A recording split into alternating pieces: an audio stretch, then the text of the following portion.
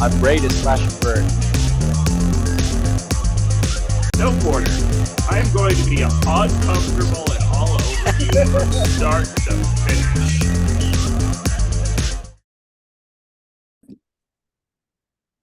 Hello, everyone, and welcome to another episode of Outside of the Box. And we're kicking off some good NHRL content this summer. And so I have Jake Hoffmann, whose robot Maximizer won the 12-pound championship at the May event. So welcome to the show. Hey, it's so good to be here. And I got Maximizer right here as well. Yes. And so the trophy, if you're, I guess, too. if you're listening to this via audio, I highly encourage you to check out the video version because there's all the show and tell, and that's really the best stuff. So yeah, it's funny. I have to kind of reflect back on that event because the funny thing is obviously, like, not knowing who you were at the time, you were on the same shuttle as I was from the hotel to the event, and all I remember was sitting there and I'm thinking, man, this guy has so much energy. And I didn't know, and then like I got to the event and I'm like, oh yeah, well that explains it. So I'm sure it seems like you were very pumped for this event. When I'm at NHRL, I'm having a good day, so it's pretty easy to be excited for that. So yeah. Yes. And then on the shuttle ride home, of course, I was just beside myself, understandably. That whole day was a culmination of a lot of work behind the scenes. So I'm also one of the mentors for the UC Combat Robotics program. And coming out of last year, there were only like 3 full-time members of the club. So over the summer, Owen, Cole, and I decided, hey, we want to take this to the next level. We want to become, a larger presence than what we are.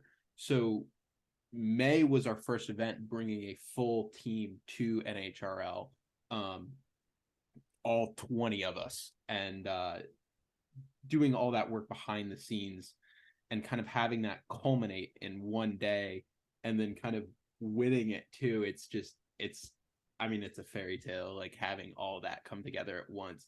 And of course, I'm from Louisville, Kentucky. It was Derby Day. So, how could you not? So all the folks were at home. They had horses on one TV and robots on the other. And that is just,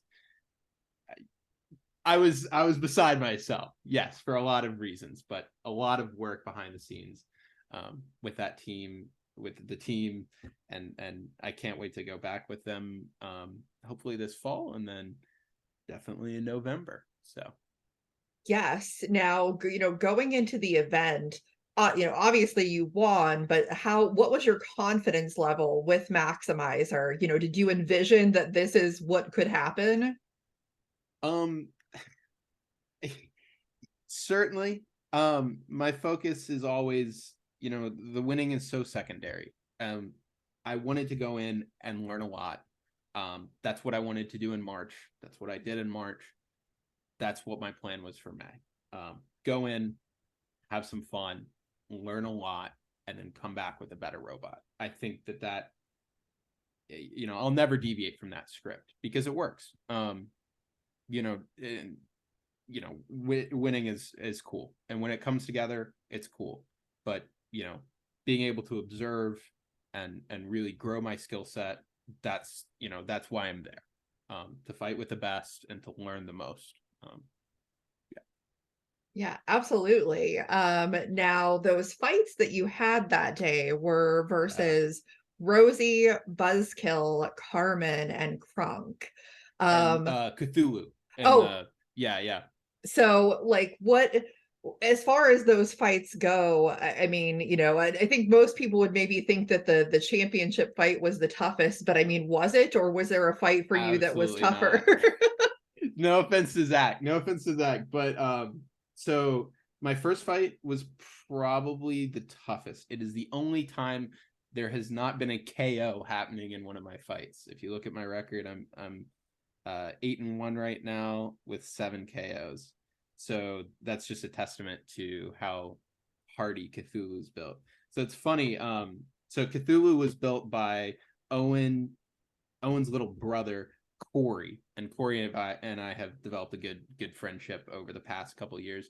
We fought each other at my first event last May. So coming back and learning that, man, I probably have to fight Cthulhu first round was like, oh man, it's kind of a rematch. So he beat me last May with my first robot ever, Doomba, which gave a little bit of history, and that was a horizontal spinner. And so yeah, I was definitely nervous going into that fight. Cthulhu was actually all the same components as Maximizer, but in a different frame. So he was running the same weapon motor, the same drive motors, the same battery, everything. So really the only difference as far as like reliability or anything was the structure of the robot. So that is what kind of made that fight super interesting. So going into it, that's kind of where my head was at. The fight started. I was running 2, and let me grab it. Ooh, that one's far away. All right, sorry. Show and tell. I didn't think I'd talk about this. So I need to apologize to Renetta from Bulkhead because she encouraged me to do this. Or I saw her doing this and I wanted to do it too, but I ended up not running it because of this. So this was my cheek, and it kind of went here, and it's kind of an idea from Bulkhead and an idea from Megatron, where there's kind of a TPU cheek. That got sucked into my wheel spikes, and it jammed up my left side drive. So I spent the first minute trying to get that unjammed, and Corey absolutely took advantage of me for the whole first minute, just absolutely licked me. And then it spat out on the ground. I don't know if you can hear it on the stream, but I said, thank God, I was like, thank goodness that got out of there. And then it kind of went, I realized, man, I'm not trapped in here with Cthulhu. Cthulhu's trapped in here with me. Let's get it done. And that's what we did. So he was able to lick the bottom of my weapon, and that shut this down. So I'm definitely going to be switching to flat heads on this. These were socket heads. But that took my drive or my weapon down. And then this plow is really bent up. I mean, that weapon hits hard. So once he gets that robot dialed in, I think he'll be back in June. It's going to be pretty scary. It's definitely one of the scariest horizontals out there right now. And man, it was a great fight. It was the closest fight all day. Yeah, absolutely. Now I'm curious, with your design, because normally when you see kind of that longer horizontal type of robot, the weapon is placed like in the middle and not more of the undercutter style. So I'm kind of curious about that because it's not something that I often see. So yeah, so the design is a Thagomizer robot, and the idea is that it's got an undercutter on the back, and that allows it to counter forks. So I can counter forks with this end, and I can run forks in my front, and then I can use that overlapping modular counter to counter vertical weapon configuration. So if you throw a horizontal plow on there, I can counter that with my forks. If you throw forks on there, I can cancel that out with my undercutter. So that was the concept that Sean brought to the table. And I met Sean in November NHRL of last year. And we got to talking, and I realized, man, the Thagomizer style robot, it's absolutely the best way to fight a vertical spinner while still being a horizontal. So Sean really introduced me to that idea of overlapping counters. What I saw in the Thagomizer design that is different, and what I think comes out of my drive style a little bit, is vertical weapons can leverage off the ground. We all horizontals don't have anything to leverage against. What I realized is if I use the momentum of the robot, that swinging action in the impact, I can use the momentum to leverage off against into the hit. So what comes out in my drive style is I really have kind of 3 modes. And I discovered this in the fight with Cthulhu, the first fight of the day. I discovered, oh, wow, I can drive this robot 3 different ways. So I can do control, where I control with my plow, and I can shove people along. And that's fun. I did that against Carmen as well. I can do a barrage, where I hit over and over and over again very consistently, because I can do like a slow turn. I did that against Buzzkill and against Cthulhu, where I wasn't really going for big hits, but just really consistent strike after strike. And then I can do my favorite move, which is the J hook. Okay, the J hook, I start the robot going forward, and then I slam on the turn, and I have my controls oriented in kind of a weird way, but it allows me to do this super well. I throw on my turn as hard as I can, and I J hook into that hit and that punch. It is my most powerful strike, and I definitely want to be able to hit that move way better. I hit it against Crunk 3 times right in a row, and I think that amount of power is very, I would like to harness that even better in the future. But I think that it, with how well that move did, I'd like to get better at driving the robot. When I do, I think it'll be even more of a threat than it is now. So I'm learning. I think there are more drive styles that I can do with this robot, but those are the 3 that I was able to discover at the May event. I think it's kind of cool. So look out for those. Yes, every event is a learning process, which Absolutely. is really cool. So, going from May, obviously you're going to be in the November championships, but what's cooking until then? You said something about the fall. Are Yeah. there plans then to kind of go back in August or September? Yeah, so I definitely want to go back in August and September. August, I think for sure. All the parts on this guy are wrecked, so I need to re-CNC a lot of this stuff. This whole robot right now is designed to be, like, as far as the frame is concerned, these are all like 2D cut water jet components. Now that I'm dialing the design a little bit more, I can switch over to like CNC parts that are a bit more expensive to make, but now that I'm a bit more confident, I can add some additional features. So I'll be trying out shock mounting on my drive, and I'll be, let's see, shock mounted on the drive. I want to switch the plow material. The plow was AR 500.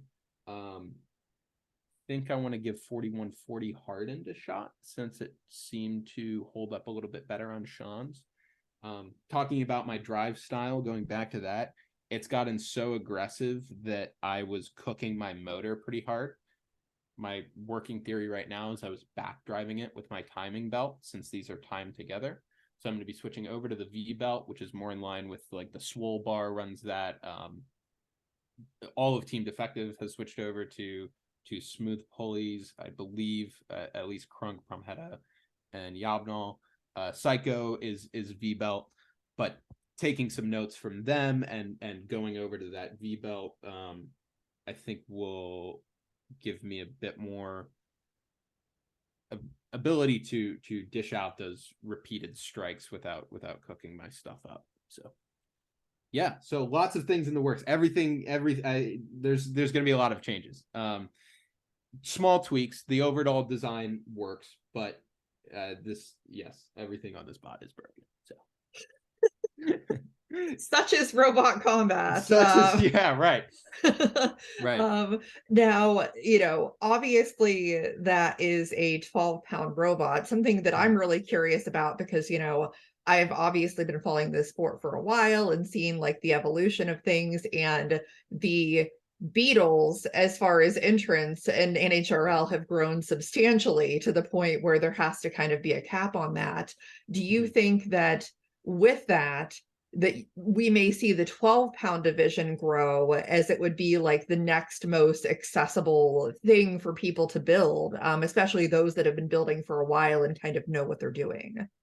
So the 12 pounds is a really good entrance point for people who did the 15-pound educational class, which is popular out in California.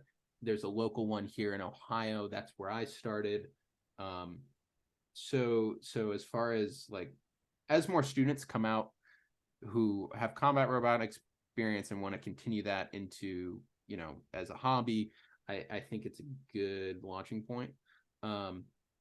Is it going to grow? Absolutely. There's no question about that. It's just a matter of where that talent comes from. And I think a lot will come out of that educational 15-pound weight. So yeah, I can't wait to see more cool stuff. I mean, that'll never get old. Definitely. Now, the other question that I had with that is that, you know, with the Beatles, it's it's a larger field. But then because it's a larger field, you're going to have still, I think, probably an even mix of really experienced robots versus those that are a little bit newer.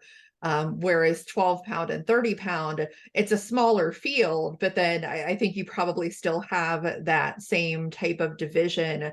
Do you think that that's accurate, or do you think that like one of those groups is more competitive and tough than any of the others? Ooh, I think the 3 pounds are way more competitive. Oh man, there's a reason why I haven't built the 3.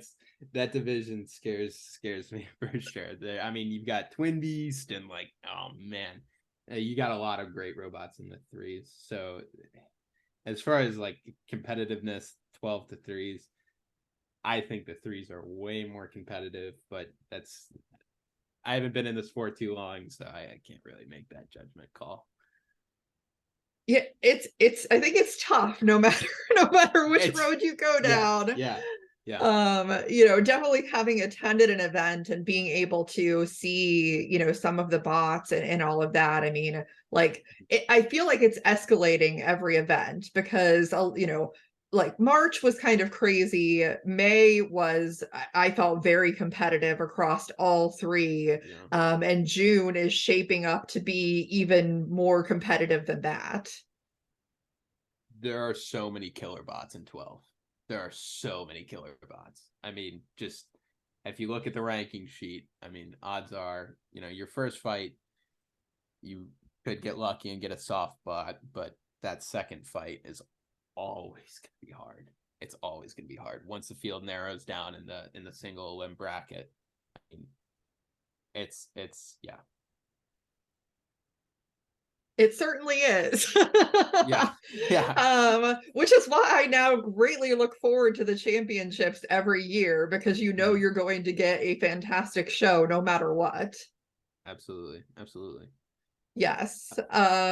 Well, and yeah, I was going to ask if you were, you know, thinking about ever making a beetle, but you already answered that question. Absolutely. Well, I don't want to say absolutely not, but man, I got to get over some fears of Twin Beast. How about that?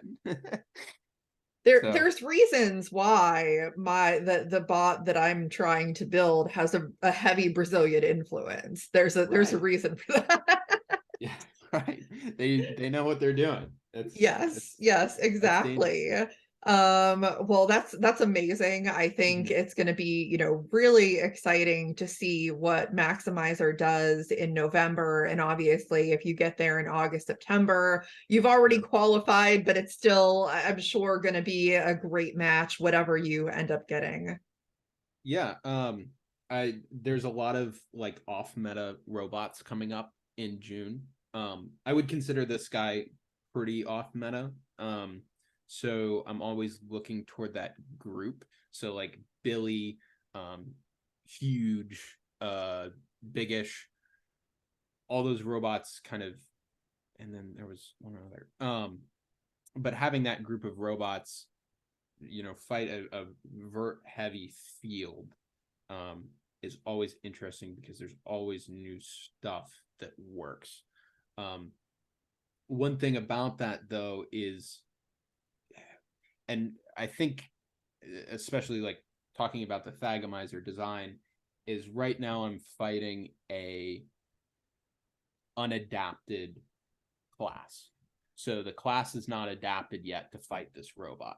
So I don't know if that time is limited as far as how successful this robot will be, or if I'll be able to adapt it fast enough to counter those counters. For example, huge, successful, one last event. People have huge configurations now. I will have a huge configuration come August. The field will adapt to meet those new challenges. Is the Thagomizer style design kind of on a clock as far as that's concerned? And is that clock going to run up before November? I don't know. I think I know what would be good against this robot, how to beat it. I've seen some cool configurations from my own team who plan to fight me. And they're crafty and they're good. But I think as far as like the meta breaking stuff, Bobby and another one, like is the field's adaptation going to be, better than what we have currently? I don't know. And it could come up with some interesting stuff. So I'm definitely excited for that, especially come November. Yes, for sure. And one last question I wanted to ask, because now this is like my fun. I used to have a question that I asked every BattleBots team, and now I have my question that I ask every NHRL competitor. But if you could build a heavy, a 250-pound BattleBot, what would it like if you had any unlimited amount of money to do that? What would it be, and why? So people keep bringing up when's the 250 Thag coming. I think it will happen eventually. I'm trying to earn my spot on that team for sure. That 250-pound Thagomizer. I'm doing my best. So with this guy, the scale factor to 250 pounds is 2.5 roughly. So this guy goes from 25 inches to 5'9", which is a little less tall than me, but huge.